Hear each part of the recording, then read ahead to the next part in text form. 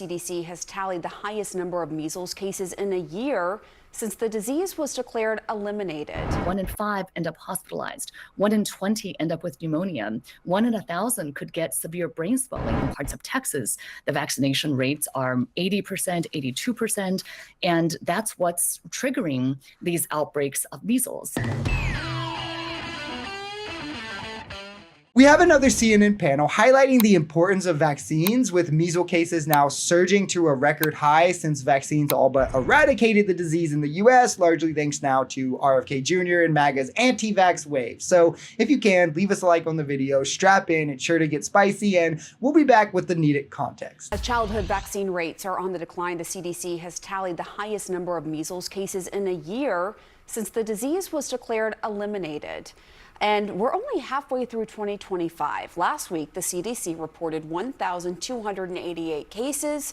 The previous record was in 2019 when there was a total of 1,274 cases. Well, this is a significant issue. We know for measles, for example, that it's one of the most contagious diseases in the world, and that you need about 95% population immunity in order to stop outbreaks.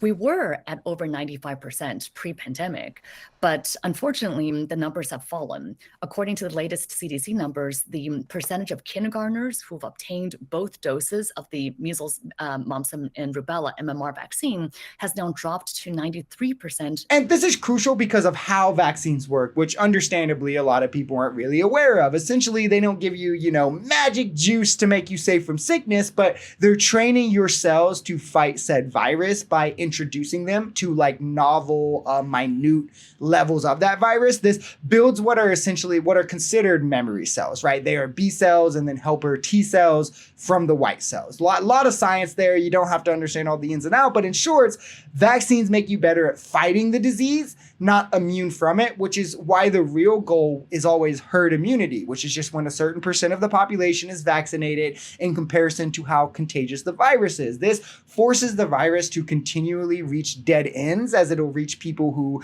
will inevitably win the fight against it, causing it to die rather than further transmit itself to others.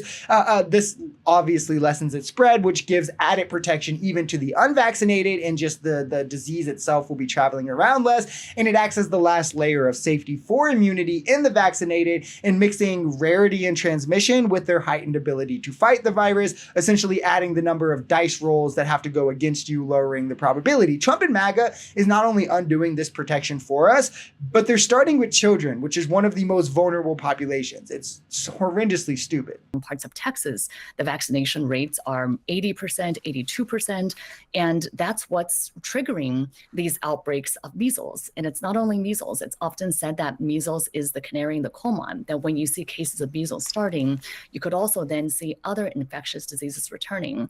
And I think it's just a real tragedy that diseases that we thought were eliminated, that we as parents and clinicians thought we would never have to see again, are now back. And so tell us more about how this could impact even vaccinated people. I know you talked about that in your article. Right. And so there are people who say, well, measles is not that big of a deal. And it is true that the majority of people who contract measles will have viral symptoms and they'll recover fully.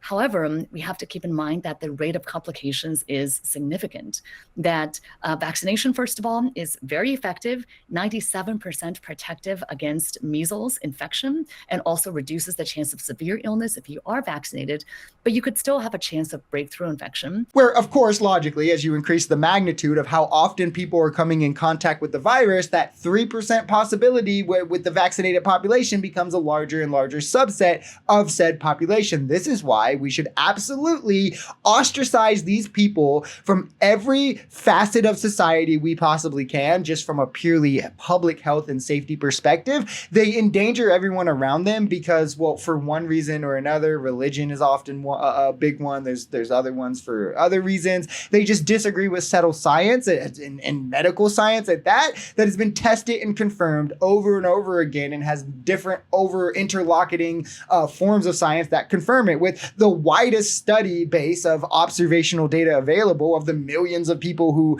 are vaccinated, get vaccinated every day. The same way we don't let people walk into a public school with grenades in their backpack, we shouldn't let them walk in without proper vaccination either. 1 in 5 end up hospitalized. 1 in 20 end up with pneumonia. 1 in 1,000 could get severe brain swelling, leading to permanent damage to their brain and nervous system. 1 to 3 in 1,000 children could die.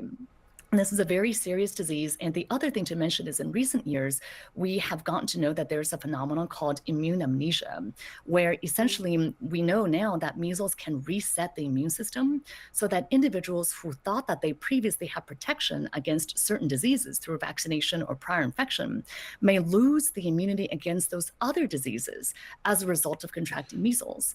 And so this poses a real problem for older individuals and people who have chronic medical conditions who have to worry about not just measles, but other diseases if they contract measles. Where, again, I stress, we should not let this become a problem in society because MAGA wants to make science political because they're losing on legislative grounds. We should shut them out at every stop, right? They have to say, oh, COVID is fake and made in a lab, largely because this gave them a new constituency. This is where it came from. They thought they needed that in 2020. The anti-vax base would push them over the hill.